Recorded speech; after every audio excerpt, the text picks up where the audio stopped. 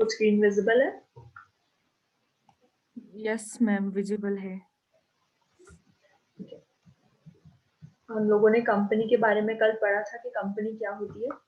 पहले थोड़ा सा रिवाइज कर लेते हैं। Company is a legal entity जिसे लॉ ने बनाया है और कुछ लोग मिलकर इसे ऑपरेट करते हैं टू अर्न देयर लाइवलीहुड्स, ठीक है।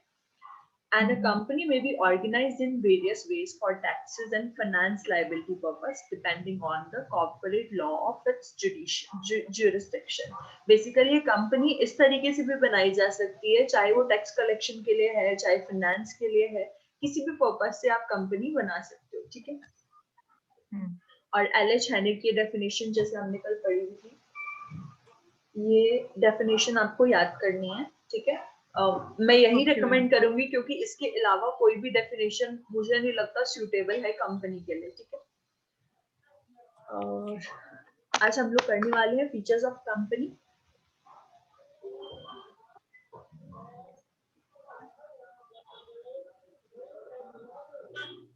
Two minutes please.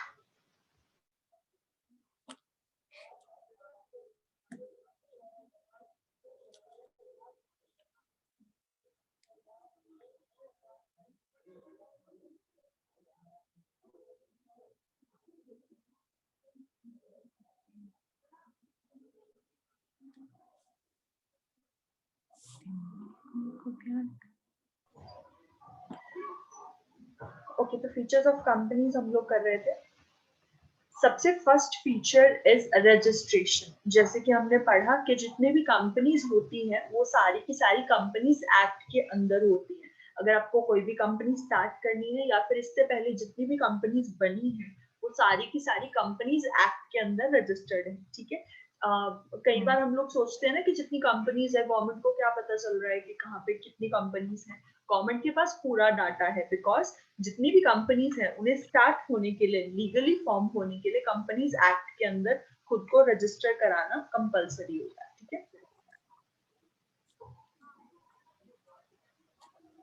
Okay, companies के टाइप्स हम लोग आगे पढ़ेंगे, बट यहाँ पे लिखा है कि जो जॉइंट स्टॉक कंपनी है वो पब्लिक और प्राइवेट, बेसिकली जो मेजरली लोग जो जानते हैं वो पब्लिक और प्राइवेट कंपनीज के नाम से जानते हैं, बट बहुत सारी फॉर्म्स ऑफ कंपनीज होती हैं, ठीक है। पब्लिक कंपनी कौन सी होती है? Main public company which is like affiliated with government. Okay, affiliation नहीं बोल सकते हैं आपको। मैं एक बस इतना कहा जा सकता है कि जो भी पब्लिक कंपनी है उसके 51% ऑफ शेयर्स गवर्नमेंट के पास होते हैं, ठीक है। यानी मेजॉरिटी ऑफ शेयर्स, जिस कंपनी के मेजॉरिटी ऑफ शेयर्स गवर्नमेंट के हाथ में होंगे वो कंपनी पब्लिक कंपनी कहलाती है, ठीक है।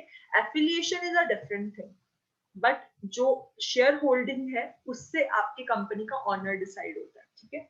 तो जिसके 51% ऑफ शेयर्स गवर्नमेंट के पास होंगे या 51% से ज्यादा शेयर्स गवर्नमेंट के पास होंगे, that will be a public company. और जिसके 51% या उससे ज्यादा शेयर्स प्राइवेट लोगों के हाथ में होंगे, that is a private company. Okay, आपको कैसे पता चलता है कंपनी के नाम से कि वो पब्लिक है या प्राइवेट है? लाइक मैम जैसे कि अच्छा, कभी किसी कंपनी का नाम पढ़ा? कंपनी का नाम, चलो ठीक है, मैं आपको like, बता देती हूँ। अगर किसी कंपनी के नाम के पीछे, वैसे तो लिमिटेड वर्ड सब कंपनीज के नाम के पीछे लगता है, ठीक है, चाहे वो पब्लिक है चाहे प्राइवेट है, लिमिटेड वर्ड दोनों के नाम के पीछे लगेगा। बट जिसके पीछे लिखा है Pvt limited, private limited company, basically वो होती है प्राइवेट कंपनी। जिसके पीछे सिर्फ लिमिटेड वर्ड लिखा है, that is a public company, ठीक है। नाम से जैसे आप डिफरेंशिएट कर सकते हो। जिस कंपनी के नाम के पीछे पीवीटी डॉट लिमिटेड लिखा हुआ है, प्राइवेट कंपनी होती है, और जिस कंपनी के नाम के पीछे सिर्फ एलएमटी लिमिटेड लिखा हुआ है, that is a public company. तो ma'am Tata private limited company, ये लोग बिल्कुल, this is a private company. इसके 51% और उससे ज्यादा शेयर्स प्राइवेट लोगों के हाथों में। ओके, ठीक है। कंपनीज लॉ में आपको बहुत कुछ जानने के लिए मिलेगा, कंपनीज की इंटरनल वर्किंग के बारे में पता चलेगा। इवन कंपनीज की पहचान भी कर पाओगे। Okay, second is legal entity. Legal entity जैसे कि हमने कल पढ़ा था कि ये क्रिएटेड बाय लॉ है और ये सारा का सारा लॉ हैंडल करता है इसको। ये कंपनीज एक्ट के अंदर है, इसलिए कंपनीज एक लीगल एंटिटी होती है। ठीक है,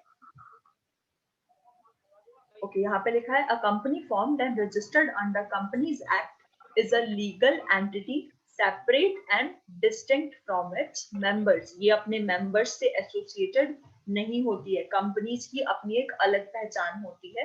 कंपनीज एक्ट ने उन्हें एक अलग इंडिविजुअल पहचान दे रखी है, जिससे पता चलता है कि वो एक ह्यूमन बीइंग से डिफरेंट है। ठीक है, और इट में contract sue and be sued in its own name। इस लाइन का मतलब आपको समझ में आया? अगर कंपनी कोई भी कॉन्ट्रैक्ट कर रही है तो वो अपने नाम पे करेगी, अगर कंपनी किसी के ऊपर केस कर रही है तो वो अपने नाम से करेगी, और अगर कंपनी के ऊपर केस हो रहा है तो वो कंपनी के ऊपर होगा। कंपनी के ओनर्स का इसमें नाम यूज नहीं होता। ठीक है, अगर मैं एक कंपनी चला रही हूँ, फॉर एग्जाम्पल मेरी कंपनी का नाम है एबीसी लिमिटेड, कंपनी नाम है मेरी कंपनी का। ठीक है, तो जब मैं आपके साथ कॉन्ट्रैक्ट करूंगी तो मेरा और आपका कॉन्ट्रैक्ट नहीं होगा, मेरी कंपनी और आपका कॉन्ट्रैक्ट होगा। तो कॉन्ट्रैक्ट के ऊपर नाम किसका आएगा? एबीसी लिमिटेड का। ठीक है, और अगर मैं आपके ऊपर केस करना चाहती हूँ बीइंग अ कंपनी, तो मैं कंपनी के नाम से केस करूंगी, मेरे नाम से केस नहीं होगा। ठीक है, और अगर आप मेरे ऊपर केस करना चाहते हो, मतलब मेरी कंपनी के साथ कॉन्ट्रैक्ट हुआ था, हमारी आपस में अनबन हो गई, आपने कंपनी के ऊपर केस किया, तो कोर्ट में जो केस होगा वो एबीसी लिमिटेड के नाम से चलेगा, मेरे ऊपर केस नहीं होगा। ठीक है, क्लियर ये points? Yes ma'am. Okay. It has no physical body and existence only in the eyes of law। ठीक है, इसकी कोई भी फिजिकल बॉडी नहीं है और ना ही एग्जिस्टेंस है, बट ये सिर्फ लॉ की नजरों में एग्जिस्ट करती है। मैम इसमें अगर लाइक जो कंपनी का ओनर है जी, उसका साथ उसको किसी का साथ डील करना है, तो उसमें कुछ फेल हो गया तो उसको अगर कंप्लेन करना है तो कंपनी का नेम से करेगा, उसका ओनर का नेम से नहीं करेगा। बिल्कुल, राइट। क्योंकि जो डील है, अगर डील कंपनी के साथ हुई है तो कंपनी के नाम से केस होगा। अगर ऑनर की अपनी कोई पर्सनल डील थी, that is a separate thing, but company के साथ डील हुई है तो कंपनी के नाम पे केस होगा।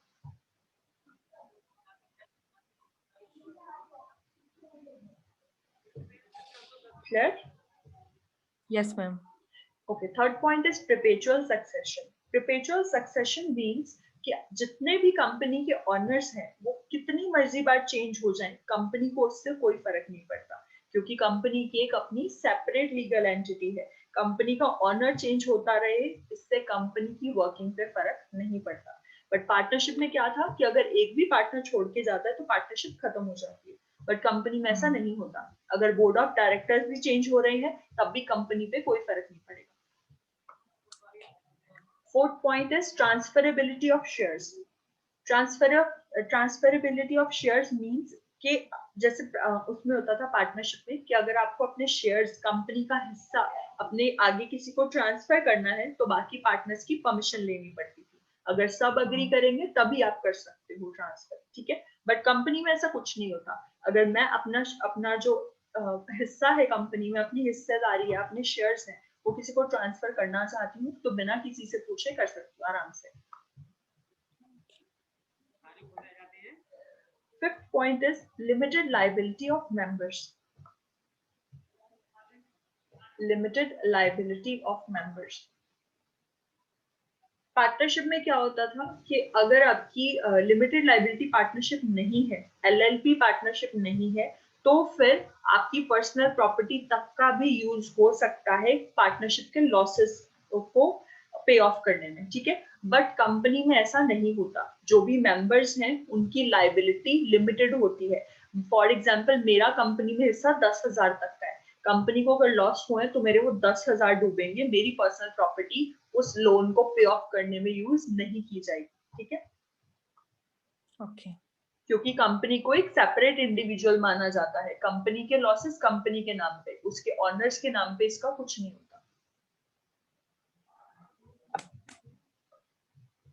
Okay, sixth point is a company is capable of owning, using and disposing of assets in its own name। अगर एक कंपनी कोई एसेट खरीद रही है, कुछ मशीनरी खरीद रही है, लैंड खरीद रही है या कुछ भी खरीद रही है, तो वो कंपनी के नाम पे खरीदा जाएगा, उसे यूज भी कंपनी के नाम पे किया जाएगा, और अगर उसे आगे सेल आउट करना है फर्दर तो वो भी कंपनी के नाम पे होगा। इसमें उसके ओनर्स और उसके शेयर होल्डर्स का कोई लेना देना नहीं होता। ठीक है,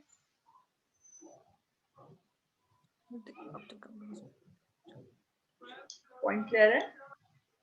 मैम आप फिर से प्लीज रिपीट कर दीजिए। फॉर एग्जाम्पल मेरी कंपनी है टाटा लिमिटेड, ठीक है, तो मैंने कोई न्यू मशीनरी परचेज करनी है, तो जब वह मशीनरी परचेज करूंगी तो मैं कंपनी के नाम पे मशीनरी परचेज करूंगी, ठीक है, मेरे नाम पे मशीनरी परचेज नहीं होगी। और जब उस मशीनरी का मैं यूज कर रही होंगी तो वो भी कंपनी के नाम पे होगा। ठीक है, अगर मुझे उस मशीनरी को आगे फर्दर सेल भी करना है, डिस्पोज ऑफ भी करना है, तब भी कंपनी के नाम पे ही सेल होगी। ठीक है, ओके। मतलब बेसिकली ऑनर्स और शेयर होल्डर्स होते जरूर हैं, बट सारी की सारी वर्किंग कंपनी के नाम पे होती है। ठीक है, 7th point is a common seal.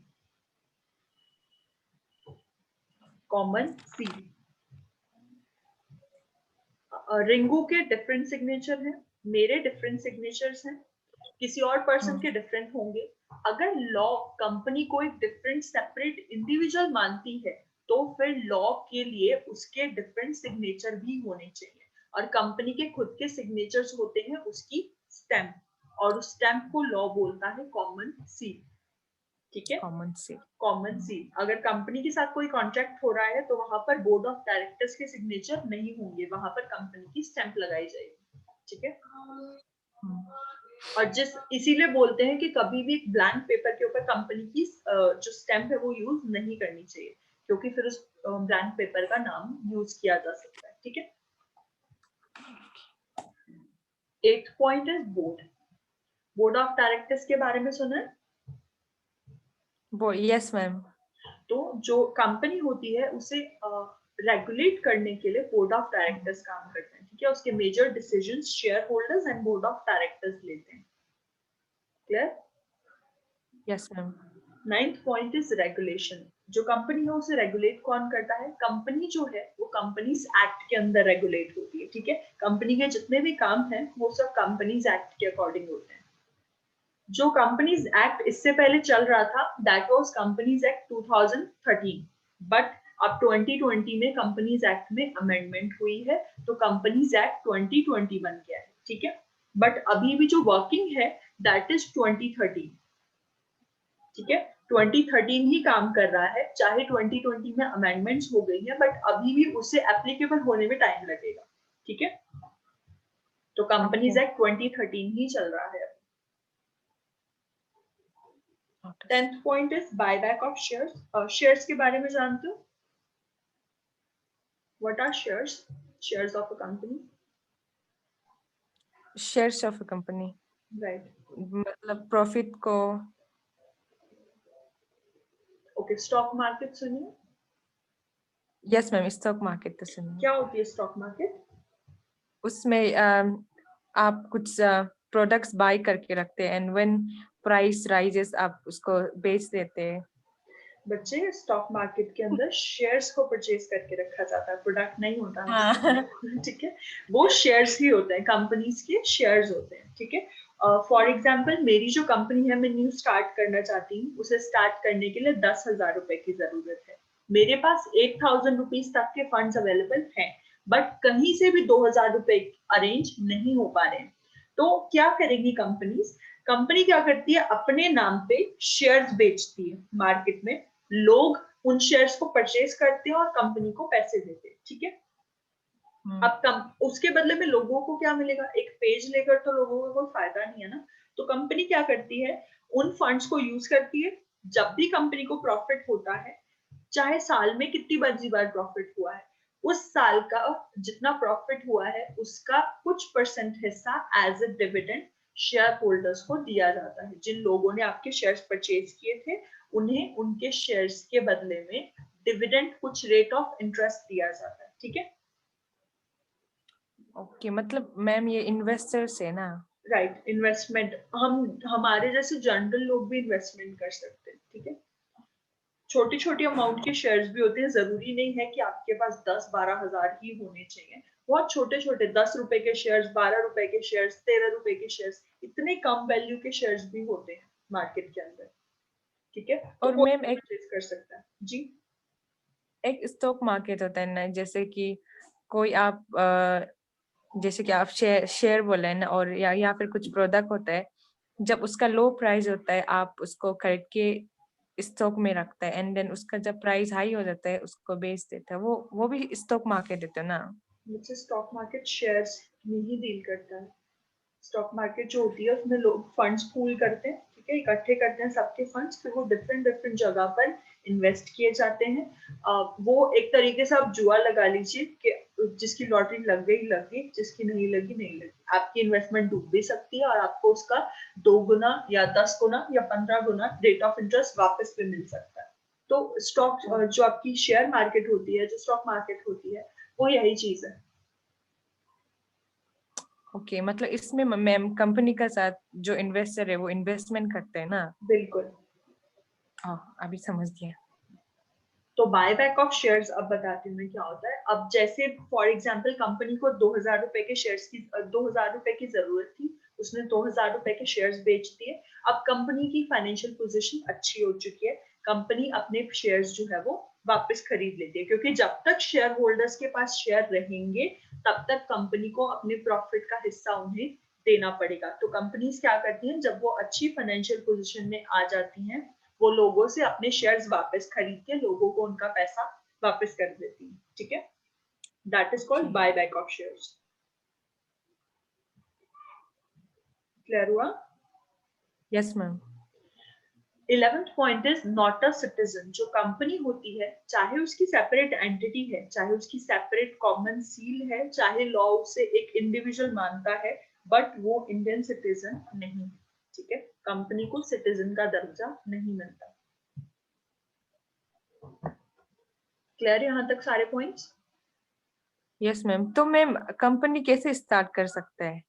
बच्चे, कंपनी स्टार्ट करने के लिए सबसे पहले तो आगे हम लोग पढ़ेंगे, आपको एमओए एओए कुछ रजिस्ट्रेशन कराना पड़ता है, आपके पास कुछ फंड्स होने चाहिए। ठीक है, आप जो कंपनी स्टार्ट कर रहे हैं उसका एक पर्टिकुलर नाम होना चाहिए। बहुत सारी इसके अंदर रेगुलेशंस हैं, आप आगे फॉर्मेशन ऑफ कंपनी में पढ़ोगे, आपको प्रॉपर पता चलेगा, हाँ छोटी ठीक से है मैम। छोटी बात पता चलेगी इसमें। ठीक है, कंपनीज के बारे में।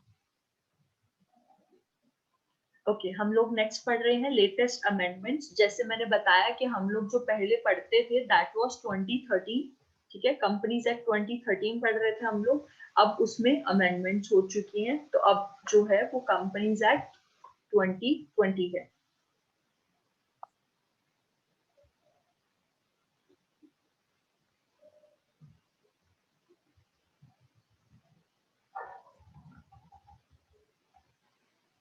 See, the Companies Amendment Bill 2020 was introduced to amend the Companies Act 2013.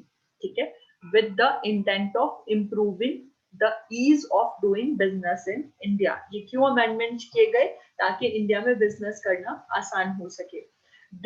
Decriminalizing various minor offence, कुछ बहुत छोटे छोटे ऑफेंस को खत्म करने के लिए और रेगुलेट करने के लिए प्रोड्यूसर कंपनीज को, ये सारे के सारे अमेंडमेंट्स किए गए हैं। This bill received the president's assent and was notified in the official gazette as the Companies Act 2020. इस बिल को जब दोनों पार्लियामेंट्स ने पास कर दिया, उसके बाद इस बिल को प्रेसिडेंट के पास भेजा गया और प्रेसिडेंट ने इस बिल को यस करके इस बिल के ऊपर सिग्नेचर कर दिए, एंड विद प्रेसिडेंट सिग्नेचर ये बिल से एक एक्ट बन गया। ठीक है, सितंबर 28, 2020 को ये बिल को अमेंड किया गया and will come into effect on such date as may be notified by central government। और उसके बाद से जब ये एक्ट बन चुका है, जिस दिन सेंट्रल गवर्नमेंट बोलेगी उस दिन से ये एप्लीकेबल हो जाएगा। ठीक है, क्लियर हुआ? तो मैम कोई भी मतलब कोई भी जैसे कि बिल हो गया, उसको एक्ट में कन्वर्ट करने के लिए प्रेसिडेंट का मतलब सिग्नेचर चाहिए? बच्चे एक प्रॉपर प्रोसीजर होता है। सबसे पहले इसको लोकसभा में पेश किया जाता है, ठीक है। लोकसभा में देन वोटिंग होती है, इस बिल को लेकर डिस्कशन होती है, वोटिंग होती है। अगर ये लोकसभा से पास हो जाता है देन इसको राज्यसभा में भेजा जाता है, मतलब हाँ, फिर उसके बाद फिर राज्यसभा से अगर ये पास हो जाता है देन ये फाइनली दोनों हाउसेस से पास होने के बाद प्रेसिडेंट के पास जाता है। पहली चीज, दोनों जो आपके हाउसेस हैं उनके पास सिर्फ 3 चांसेस होते हैं टू रिजेक्ट अ बिल, ठीक है। अगर फर्स्ट टाइम में लोकसभा इसको रिजेक्ट कर देती है, दोबारा से इसमें अमेंडमेंट्स होंगी, दोबारा लोकसभा में वापस आएगा, लोकसभा दूसरी बार मना कर देती है, तीसरी बार दोबारा आएगा, थर्ड टाइम लोकसभा को इसको पास करना ही पड़ेगा, ठीक है। तो 3 बार आपके चांसेस होते हैं। ये रूल है कि आप 3 बार ही रिजेक्ट कर सकते हो किसी बिल को कुछ अमेंडमेंट्स की वजह से। तो लोकसभा से पास हुआ, राज्यसभा से पास हुआ, दोनों हाउसेस से पास होने के बाद प्रेसिडेंट के पास ये बिल और एक एप्लीकेशन जाता है कि इसे दोनों हाउसेस ने पास किया है। अब आप इन्हें पढ़िए, अगर इसमें कुछ कमियां आपको दिखती हैं तो आप इसे वापस कर सकते हैं, बट अगर आपको सही लगता है तो आप इस पे सिग्नेचर कर दीजिए। मैक्सिमम टाइम प्रेसिडेंट साइन कर देते हैं। ऐसा नहीं होता है कि प्रेसिडेंट ने कभी भी किसी बिल को रिजेक्ट किया हो जो कि हाउसेस से आया है पास होकर, ठीक है। अगर प्रेसिडेंट के वैसे प्रेसिडेंट के पास ये पावर होती है कि प्रेसिडेंट उस बिल को क्या बोलते हैं, उस बिल को वापस कर सकता है कि आप इसमें ये कमियां हैं, इसको ठीक कीजिए, बट इंडिया में आज तक ऐसा हुआ नहीं है। अपनी इस पावर का इस्तेमाल किसी प्रेसिडेंट ने नहीं किया। एंड वन मोर थिंग, जब दोनों हाउसेस से बिल पास होकर प्रेसिडेंट के पास जाता है तो प्रेसिडेंट को कोई ये नहीं बोल सकता कि आपको इतने दिनों में बिल को वापस करना है, ठीक है। ये प्रेसिडेंट की मर्जी है, वो जितने मर्जी दिन तक पड़ा रहे, जब तक उसका दिल नहीं करेगा प्रेसिडेंट उस बिल पे सिग्नेचर नहीं करते और कोई उन्हें फोर्स भी नहीं कर सकता टू साइन दैट बिल, ठीक है। बट जिस दिन सिग्नेचर हो गए उस दिन से वो बिल जो है वो लॉ बन जाता है। फाइनल स्टैम्प जो है वो प्रेसिडेंट की साइड से लगती है, ठीक है। ये सिविक्स का उसके बाद पार्ट मैं है जी। तो अभी अभी जो फार्मर का 3 बिल पास किया है तो उसमें लेकिन प्रेसिडेंट का साइन हो जाने से वो एक्ट बन जाएगा ना? जी वो लॉ बन चुका है, प्रेसिडेंट ने सिग्नेचर कर दिए हैं। कर लिया क्या मैम? सीरियसली वो पास हो चुका है, उसे पास हुए 6 महीने हो चुके हैं। सी मैंने जो वो मैं बताती हूँ उसमें क्या हुआ था। जब ये लोकसभा में और राज्यसभा में बिल लाए गए थे तो उन लोगों ने क्या किया, जो वोटिंग होती है ना, वोटिंग बहुत डिफरेंट हाँ तरीकों से हो सकती है, ठीक है। पहली चीज, आप हैंड रेज करके वोट कर सकते हो। दूसरी चीज, आप मतलब ब्लैंक चेक्स डाल के कर सकते हो कि आपने लिख दिया चिट के ऊपर और फिर उसको डाल दिया उसके अंदर। इससे ये होता है ना कि पता नहीं चलता किसने यस किया किसने नो किया, ठीक है। तो इस बार इन्होंने क्या किया, ना इन्होंने चिट्स डलवाई, ना इन्होंने यस नो करवाया, सीधा सीधा रेज योर हैंड्स करवा दिया, ठीक है। और इसको जबरदस्ती से पास करवा लिया दोनों हाउसेस से और प्रेसिडेंट से भी सिग्नेचर करवा लिया। ना इसके ऊपर कोई डिस्कशन हुआ, ना ही इसके ऊपर कोई भी बात हुई, सीधा यस और नो हुआ है और उसके बाद इन बिल्स को पास करवा लिया। पहली चीज तो ये इलीगल है क्योंकि ये जो फार्मर्स एग्रीकल्चर चीजें है ना, ये सब के सब चीजें स्टेट के अंदर आती है, ठीक है। ये सब स्टेट पावर है, इसको सेंट्रल गवर्नमेंट कर ही नहीं सकती है। सेंट्रल गवर्नमेंट ने इसके ऊपर बिल कैसे बना दिया, ये जो स्टार्टिंग से ही इलीगल, ठीक है। बट चलो इन्होंने कैसे भी पास करा लिया, अब फार्मर्स तो मान नहीं रहे और वो मानेंगे भी नहीं। ये और लोग अपनी जिद पे अड़ मतलब जाते हैं ना, ये नहीं मानते। अभी जो मैम अभी प्रोटेस्ट कर रहे थे ना तो जी अगर मतलब अगर इसको मतलब ये जो एक्ट पास कर चुका है उसको भी कैंसिल कर सकते हैं ना? बिल्कुल कर सकते हैं, पार्लियामेंट ने पास किया है, पार्लियामेंट ही कैंसिल कर सकती है। पर वो तो अभी कुछ सुन ही नहीं